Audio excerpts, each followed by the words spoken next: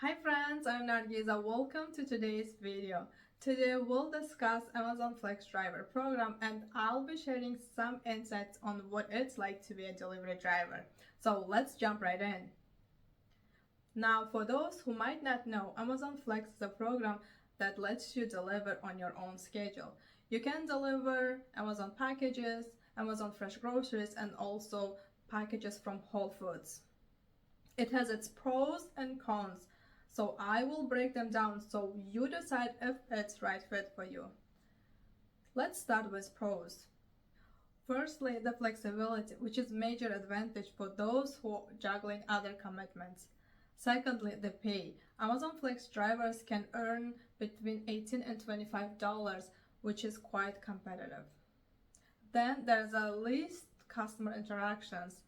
If you don't like interact with customers, this could be a great fit.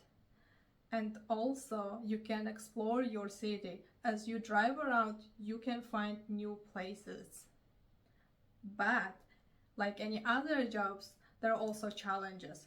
Let's talk about cons of being an Amazon Flex driver. As a flex driver, you are independent contractor, not an employee, which means no health benefits, no paid time off, and also no retirement plan.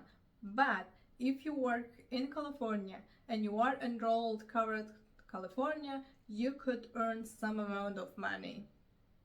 And occasionally you might face technical glitches which could slow down your progress. And also, it is difficult to get an Amazon Flex program. You will be on the wait list before you get accepted. Finally, there is no guaranteed work. At times, securing blocks could be competitive. So, is Amazon Flex right gig for you? Well, it depends on your personal circumstances and also job expectations. I hope this video provided some clarity. Now, as we conclude our Amazon Flex pros and cons, and if you want to learn more ways about make money from your home, please check out my previous video about blogging and how to turn it into revenue stream. Thank you for watching and I'll see you in the next video.